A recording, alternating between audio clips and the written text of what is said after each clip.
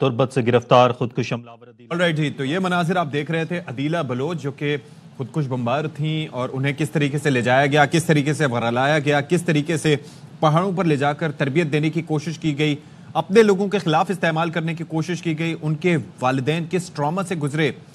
तो इस तमाम तर सूरत हाल पर जरा बात कर लेते हैं। बिल्कुल, और ब्रिगेडियर रिटायर्ड हारिस नवाज साहब ने हमें ज्वाइन किया, उनसे बात करेंगे। हारिस नवाज साहब, वेरी कंसर्निंग जिस तरह से पेरेंट्स बात कर रहे थे, जिस तरह खुद अदीला ने बात की, और सबसे ज़्यादा जो इस वक्त इम्पॉर्टेंट इशू ये था कि ना सिर्फ अदीला जो कि खुद एक, अगर मैं ये कहूँ, पढ़ी लिखी लड़की, बाकायदा उन्होंने नर्सिंग कोर्स, उन्होंने ट्रेनिंग हासिल की, नर्स के तौर पे फ़राइज़ अंजाम दे रही थी, उनका इस तरीके से इंडक्शन होना कितना कंसर्निंग है ये, और ख़ास तौर पे ख़वातीन को टारगेट करना कि अब वो ख़वातीन जो हैं वो खुदकुश बम्बार बने और अपनी ही ख़वातीन को टारगेट करना, यानी कि दहशत गर्दों के अज़ाइम अब इस हद तक फैल गए। सो कितना कंसर्निंग है ये।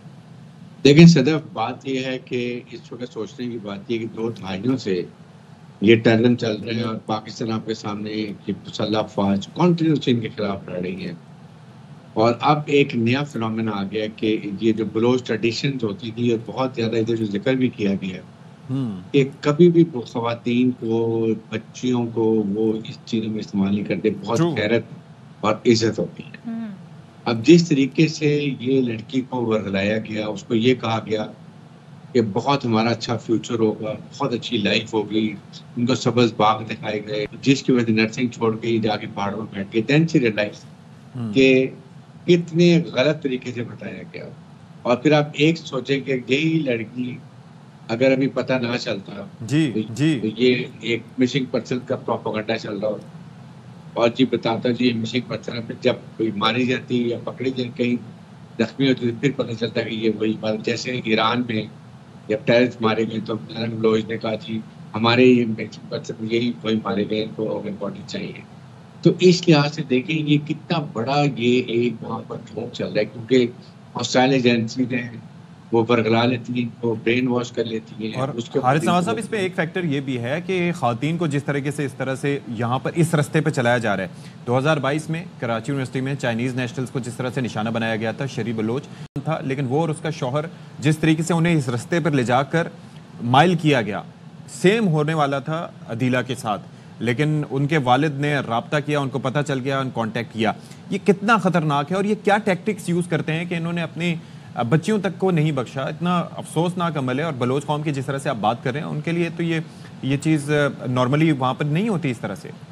बेसिकली बात यह है कि सिक्योरिटी फोर्सेस बहुत ज़्यादा कामयाब हो रही है और इनकी कैपेसिटी फाइट करने की वो कम होती जा रही है। बहुत ही पेनिट्रेट हमारी सिक्योरिटी फोर्सेस कर चुकी है इनके नेटवर्क के अंदर, जिसकी वजह से अब इन्होंने एक नया तरीका इस्तेमाल कर दिया कि बच्चों को और यंग बच्चियों को ये वर्गलाते हैं, सब्ज़ बाग दिखाते हैं, उनका फ्यूचर दिखाते हैं बहुत ज़बरदस्त होगा। और जब वो जाते हैं माउंटेन में जाते हैं, देन दे स्टार्ट बिल्डिंग कि हमें की दुनिया फंस गई, ना आने का रास्ता बंद हो जाता है और चारों तरफ पहाड़ होते हैं, बैरन पहाड़ नहीं। बलूचिस्तान में अगर आप देखें तो कोई ये कश्मीर की तरह या नॉर्थन की ग्रीन जी माउंटेन नहीं है, बैरन मैंने बड़ा सर्व किया, संगलाख चट्टाने पहाड़, संगलाख चट्टाने है, वहाँ पर फिर ये रियलाइज इनके नजरिए जो होता है।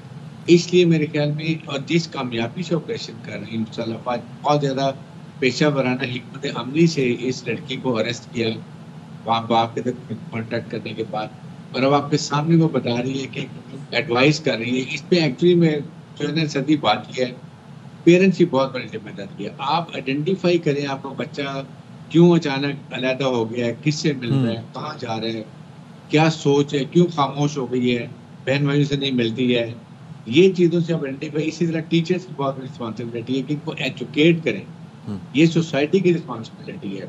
और उसके बाद देखें रियासतों की माँ की तरह अभी भी मैं आपके दरवाजे से तमाम अपने बलोच बहन भाई रिक्वेस्ट कर रहा हूँ, प्लीज पाकिस्तान के आईन और कानून को माने, हथियार डाल दें। आपकी माँ रियासत आपको साथ खोल के बैठी है, फैला के। मैं तो उस बाप का डिलेमा इस वक्त सोच के कि वो वाले साहब ने जिस तरह से कहा कि मेरी बैंक की नौकरी थी, आपको पता है उसमें कुछ नहीं होता, हमारी तो एक अपनी दुनिया थी। आप सोचें, बाप कराची में नौकरी कर रहा है, वालदा उस तरह से अंदाज़ा नहीं लगा सकी, और वो लड़की जो कि एक जॉब कर रही थी, नर्सिंग का कोर्स किया था, बाकायदा जॉब मिल गई थी, वो उसका शिकार हो गई। लेकिन आप एक बाप की कैफियत समझिए कि उसकी तो दुनिया ही उजड़ गई थी।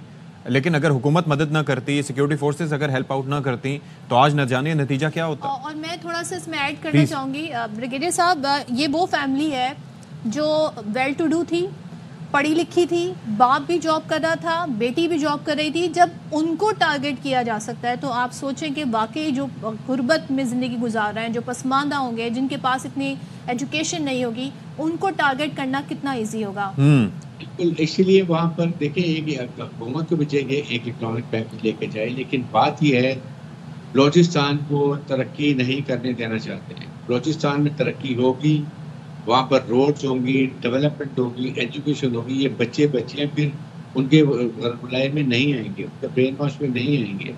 इसलिए मैं ये बात करता हूँ कि सी पैक हमारे बनाने की सबसे बड़ी रुकावट है ये हॉस्टाइल इंटेलिजेंसी, जिन्होंने ये फैसला किया कि बलूचिस्तान में इंतजार रखना है, दहशतगर्दी रखनी है, ताकि सी पैक हमारा मनसूबानमारी जो हमारे लिए एक बहुत बड़ा जंप ऑफ पॉइंट है। पाकिस्तान की अवाम खुशहाल होगी।